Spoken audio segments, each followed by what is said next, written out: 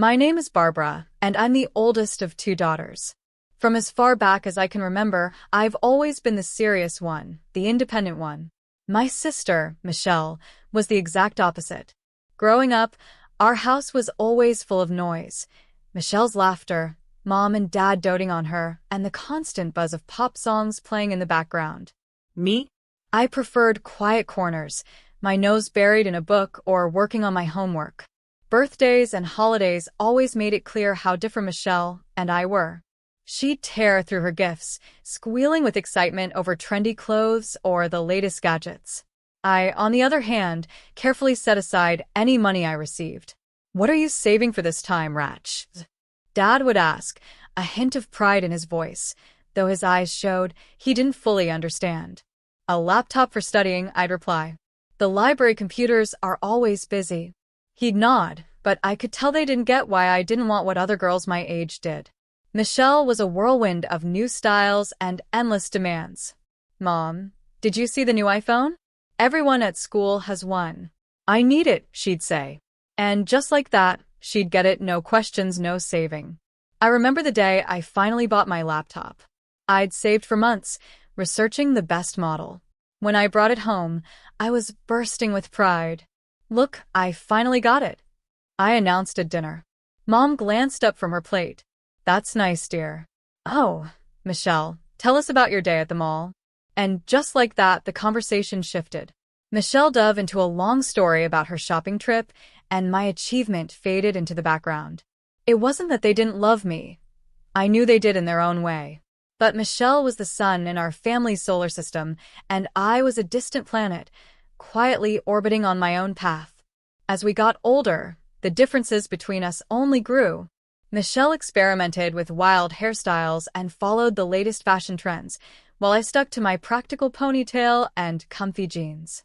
The library became my safe place, a quiet sanctuary where I could focus on my goals without distractions. When it came time for college, I poured all my energy into applications. I spent countless nights perfecting essays, researching scholarships, and studying for entrance exams. When I got my acceptance letter with a full scholarship, it was one of the happiest moments of my life. I ran into the kitchen, waving the letter. Mom, Dad. I got in with a full scholarship. Mom glanced up from helping Michelle with her makeup. "That's nice, dear." "Michelle, hold still. I'm trying to get your eyeliner just right." Dad looked over his newspaper. "Good job, Barbara." We expected nothing less. Their lack of excitement hurt, but I was used to it. I went back to my room, clutching the letter. This was my chance to finally leave, to prove myself. Meanwhile, Michelle barely made it through high school. The day she brought home her poor report card, I thought our parents might finally be disappointed. But instead, they surrounded her with support. "Oh, sweetie, don't worry," Mom said, stroking her hair. "College isn't for everyone. You have so many other talents." Dad nodded. "That's right, princess. You'll figure out your path." I couldn't believe it. "Are you serious?" She barely passed. Mom shot me a sharp look. "Barbara, don't be mean. Your sister has other gifts." I bit my tongue and walked away. No matter what I achieved, Michelle would always be their favorite. College was a fresh start.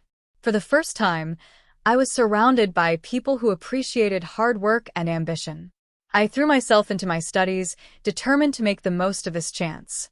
One day in my second third, I got a call from home. It was Michelle, her voice bubbly as always. "Ratch, guess what? I'm thinking of taking some beauty courses. Mom and Dad think it's a great idea." I wanted to tell her about the research project I was working on or the summer internship I'd landed, but I knew she wouldn't care. After hanging up, I felt both frustrated and motivated. I was on my own path, and I was going to make it count. Years passed quickly. While Michelle jumped from one beauty course to the next without finishing anything, I graduated with honors. I got a job at a top company even before my diploma was dry. Moving into my own apartment was a bittersweet moment. As I unpacked my few belongings, I thought about how different my life was from Michelle's. She was still at home, pampered by our parents, while I was standing on my own, ready to take on the world. The first few months at my job were a blur. I worked longer hours than anyone else, determined to prove myself. Within a year of hard work, I was promoted to team leader. Excited, I called home to share the news. Mom picked up the phone. "Oh, Barbara, that's nice, but guess what? Michelle met the most wonderful boy. He comes from such a good family. We're all so thrilled." As she went on about Michelle's new boyfriend, my promotion seemed to disappear into the background. I hung up feeling deflated, but it only made me more determined. If my family couldn't value my achievements, I'd just have to achieve even more. I threw myself into my work with everything I had. Days turned into nights, and weekends became extra opportunities to get ahead. My hard work paid off. One promotion led to another, and before long, I became the youngest department head in the company's history. One day, Mr. Paul, the company owner, called me into his office. "Barbara, your work has been outstanding. We've never had someone rise through the ranks so quickly," he said with a smile. Thank you, sir. "I love what I do," I replied, beaming with pride. And it shows, he said. "That's why I want to offer you something special. We have a program for top employees, a chance to buy an apartment at a significant discount. You've earned it." The next few weeks were a blur of paperwork and planning, but when I finally got the keys to my new apartment, I felt like I was floating. I decided to host a housewarming party to celebrate with the people who mattered most.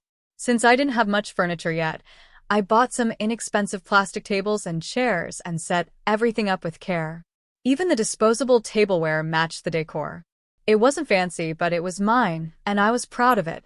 On the day of the party, my colleagues arrived first, bringing thoughtful gifts and warm congratulations. Then my family showed up. Mom, Dad, and Michelle came in like a whirlwind. Michelle's eyes darted around the room, taking in the modest furnishings. I caught the smirk she tried to hide. As the evening went on, I noticed a pattern. Every time one of my colleagues congratulated me or brought up my accomplishments, my parents would quickly change the subject to Michelle. "Oh, that reminds me," Mom said, cutting off one of my coworkers mid-sentence. "Did Barbara tell you about Michelle's latest modeling gig? She's just so photogenic." Dad chimed in. "Yes, our Michelle was born for the spotlight. Such natural talent." I saw the confused and slightly uncomfortable looks on my colleagues' faces as the focus shifted from my achievements to Michelle once again. I wanted to disappear into the floor. Michelle, on the other hand, soaked up the attention. "Oh, Mom, stop it," she'd say with a giggle, clearly enjoying every second. Finally, thankfully, my family left. The moment the door closed, my coworker Laura turned to me, her eyes wide with disbelief. "Barbara, what the hell was that?" she asked, her voice low and concerned. I shrugged, trying to brush it off. "Oh, that's just how they are." Another colleague, David, shook his head. "No, Barbara, that's not normal. Are you okay? Do you need help?" A lump formed in my throat. Their concern was touching but also embarrassing. "Guys, really, it's fine. I'm used to it," I said, forcing a smile. "Who wants another drink?" As I busied myself in the kitchen, I could hear them whispering, their worry obvious. I blinked back tears, refusing to let them see how much my family's behavior had hurt me. After that disastrous housewarming, I buried myself in work again, determined to move forward. The months flew by, and slowly, I turned my apartment into a home I could truly be proud of.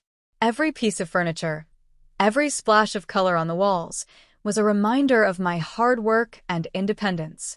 One sunny Monday, I decided to treat myself to something I'd been saving for: a car. It wasn't flashy, just a reliable sedan to get me where I needed to go. As I drove it home, a wave of pride washed over me. This car was mine, bought with my own money, a symbol of everything I had accomplished. I hadn't planned to tell my family, but news spread fast. That evening, my phone rang, and Michelle's cheerful voice came through the speaker. "Rach, I heard you bought a car." "That's nice," she said, though her tone made it clear she didn't mean it. You're really doing things the hard way, all this working and saving. It's so unnecessary." Her words made my stomach tighten. "What do you mean?" I asked. "Well," she said, as if explaining something obvious. The main job of a woman is to marry properly.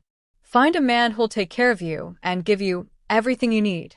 Why work yourself to death when you could have it all handed to you? I was speechless for a moment. Was she serious? Michelle, that's not how I see things.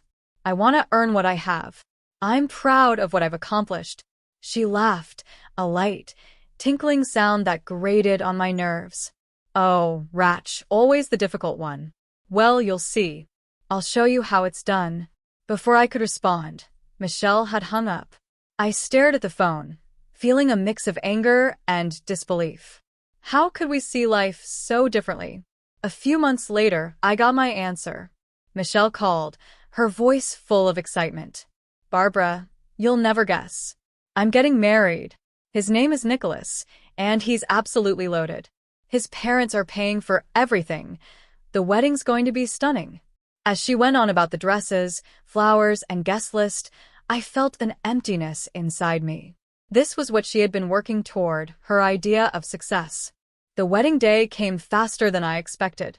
I stood in a grand hall surrounded by glittering guests, feeling out of place. Michelle looked radiant in her designer gown, and our parents couldn't stop beaming with pride. I sipped champagne, trying to swallow the bitterness building inside me. Had my parents ever looked at me with such pride? Had they ever been this happy about anything I'd achieved? As the night went on, I felt more and more like a stranger. Michelle thrived in the spotlight, charming the guests and soaking up the attention. Our parents introduced themselves to everyone, proudly announcing, "We're the parents of the bride." On my way home, driving my modest car back to my modest apartment, I couldn't help but wonder if I had made the wrong choices. Was Michelle right? Had I chosen the harder path for nothing? But then I thought about my job, my achievements, and the pride I felt knowing I had earned everything on my own. No, I decided. My path might be harder, but it was mine. That made all the difference. After Michelle's wedding, life settled into a routine. Work kept me busy, but my mother's calls became a regular and unwelcome interruption. Every conversation followed the same pattern. "Barbara, darling," Mom would start, her voice dripping with fake sweetness. "You won't believe what Michelle's been up to." I'd brace myself as she launched into another story about Michelle's fabulous life. She's been invited to the most exclusive events. Can you believe it? Our Michelle rubbing elbows with high society. One day, after an especially exhausting call, I couldn't hold back anymore. "Mom, that's great for Michelle," I said, frustration leaking into my voice. "But don't you want to know what's going on in my life?" There was a pause. Then Mom said in a patronizing tone, "Oh, honey, of course we care. But you really should learn from your sister. Be more glamorous. Why work so hard for so little when you could have it all?" A few weeks later, I received an invitation. Michelle and Nicholas were throwing a housewarming party for their new luxury apartment, a gift from his parents, naturally. The night of the party, I stood outside Michelle and Nicholas's building, feeling small. I smoothed down my simple dress, took a deep breath, and walked in. The apartment was breathtaking. Every surface sparkled, and every piece of furniture looked like it cost more than I made in a year. My parents were already there, marveling at every detail. I tried to stay in the background, but Michelle spotted me almost immediately. She walked over, holding a champagne flute, her eyes scanning me from head to toe. "Barbara, so glad you could make it," she said, her tone sweet but her gaze critical. "I hope you're taking notes. This is how a housewarming should be done. None of that plastic furniture and disposable dishes nonsense like at your place." My cheeks burned. "Michelle, that's..." But she didn't wait to hear the rest, already flitting off to dazzle other guests, leaving me standing there with the sting of her words. In the weeks that followed, Michelle seemed determined to flaunt her lifestyle at every turn. She bought the most expensive things, clothes, jewelry, you name it. Then came the car. One evening after work, a sleek sports car pulled up beside me. The window rolled down, and there was Michelle, her face smug. "Like it?" she purred. "Just a little gift from Nicholas. Thought I'd take it for a spin." I glanced at my plain but dependable sedan. "It's very nice, Michelle." She followed my gaze and laughed. Oh, Barbara, always settling for less. You'll always be working for others while I live the good life. Her words stung, but I didn't let her see it. 3 years passed in a blur of spreadsheets, meetings, and promotions as I climbed the corporate ladder. Meanwhile, Michelle seemed happy hopping from one shopping spree to another. Our lives couldn't have been more different, but I'd learned to accept it, or so I thought. Then, on an ordinary Saturday, everything changed. Mom called, her voice shaky. Barbara, it's Michelle. She's back home. Nicholas left her. He said she's too shallow, too focused on spending his money. He called her stupid. Can you believe it? And she signed a prenup. She has nothing. A wave of emotions hit me. Shock, concern, and, if I was honest, a tiny flicker of vindication. I quickly pushed that feeling aside, ashamed of myself. I'm coming over, I said, already grabbing my keys. When I arrived at my parents' house, it felt like stepping into a war zone. I could hear Michelle screaming from the driveway. Inside, it was chaos.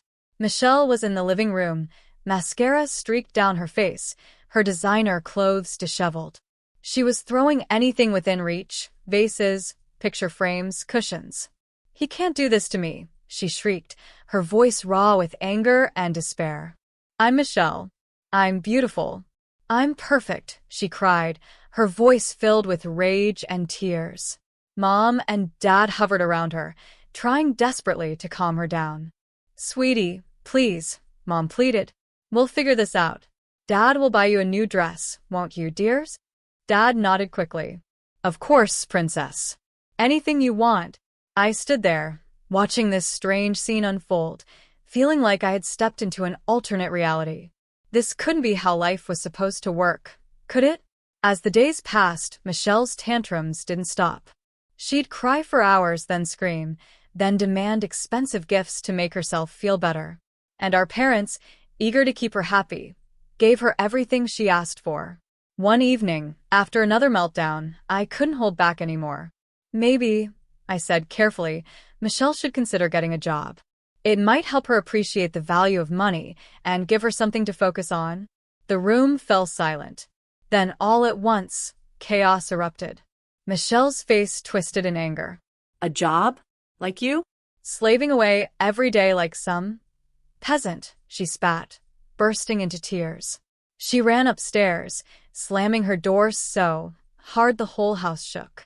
Before I could even process what had happened, Mom and Dad turned on me. How dare you?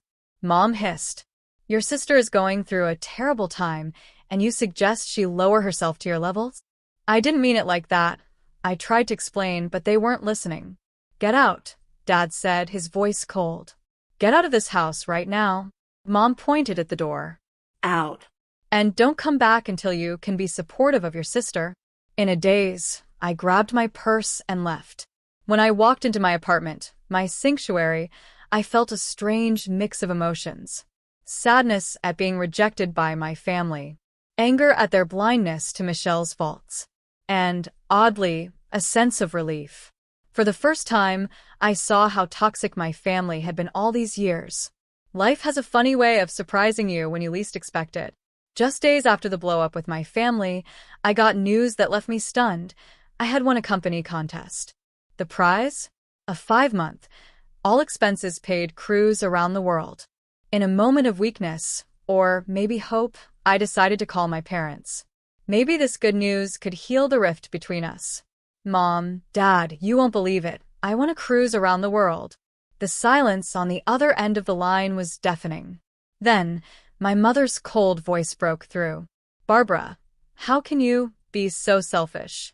Your sister is going through a terrible time, and you're bragging about vacations? I felt like I'd been slapped. I'm not bragging, I said quietly. I just thought I started, but Mom cut me off. If you had any decency, you'd give that ticket to Michelle, she said sharply. She needs a change of scenery. You can stay home and work, like you always do. Something inside me snapped. Years of frustration poured out all at once. No, I said firmly. I won this trip. I earned it. I'm not giving it up because Michelle made bad choices. I'm going. The next few weeks were a blur as I got ready. I packed my bags, sorted out everything at work, and on the day of departure, I did something I'd never done before. I turned off my phone. For the first time in years, I felt free. The cruise was everything I had dreamed of. I watched stunning sunsets in the Malta, explored ancient ruins in Romania, and walked through the busy streets of Singapore. For 4 incredible months, I was just Barbara, not the responsible older sister, not the family disappointment. Just me. But all good things must end. When the ship docked back home, reality hit. I turned on my phone, expecting a flood of messages, but there were only a few missed calls from my parents. Feeling lighter than I had in years, I headed home. As I approached my apartment, I heard noises inside. My heart pounded. Had someone broken in? I opened the door cautiously, and there she was, Michelle. She was sprawled on my couch, surrounded by shopping bags and empty takeout containers. Michelle? I gasped. What are you doing here? She looked up, barely reacting to my sudden arrival. Oh, you're back. Finally. I stood frozen, my keys still in my hand. How did you get in here? She rolled her eyes. Don't be dramatic, Barbara. I used the spare keys you left with Mom and Dad. I needed a change of scenery. Everything at home reminded me of, I stared at her, speechless. This was too much. I needed air. I'm going to the store, I muttered, grabbing my car keys and heading outside. But when I got to the parking lot, my car was gone. Panic set in as I called my parents. Mom picked up, her voice overly cheerful. Barbara, dear. How was your trip? Where's my cars? I cut straight to the point. There was a pause, and then Dad came on the line. We sold it. The world seemed to spin. You what? Michelle needed cheering up, Mom said casually, as if it was no big deal. We used the money to take her shopping and to the spa. I couldn't believe what I was hearing. What I was hearing felt unreal. That was my car. You had no right. I yelled. Dad's voice cut in, stern and dismissive. Now, Barbara, we're family. What's yours is ours. Don't be selfish. Something inside me snapped. Years of frustration, resentment, and anger poured out. Selfish? You stole my car, invaded my home, and I'm selfish? I want my money back, now. Their reaction was instant and harsh. They called me heartless, ungrateful, a disappointment. The words stung, but for the first time, they didn't break me. I hung up the phone, marched back into my apartment, and found Michelle still lounging on my couch, completely unaware of the storm inside me. Get out, I said, my voice quiet but firm. Michelle looked up shocked. What? Get out. Now? She tried to argue, to manipulate me like she always did, but this time, I didn't budge. For the first time, I put myself first. The next day, I hired a lawyer and sued my parents for the value of my car. They were furious, threatening to disown me and cut me out of their will. But I didn't back down. The case went to court. It was exhausting, laying out years of emotional manipulation and financial abuse for strangers to hear. But in the end, justice was served. The judge ruled in my favor, and my parents were forced to sell their house to repay me. They moved into a small apartment, telling anyone who would listen that I was the villain who had ruined their lives. But for once, their words couldn't touch me. As I drove home in my new car, fresh from the dealership, I felt lighter. For the first time in my life, I was truly free, free from their expectations, their manipulation, and their control. I made the difficult decision to cut off all contact with my family. The first few months were tough. There were moments of doubt and loneliness, but slowly, I began building a life on my own terms. I poured myself into work and rose quickly through the ranks. I made new friends who valued me for who I was, not what I could do for them. I traveled, picked up new hobbies, and discovered things that brought me joy. Most importantly, I learned to love myself, to value my strength, determination, and worth. Now, as I sit in my office, looking out over the city skyline, I can't help but smile. The path I chose wasn't easy, but it was mine. I built this life step by step, decision by decision, and I wouldn't change a thing.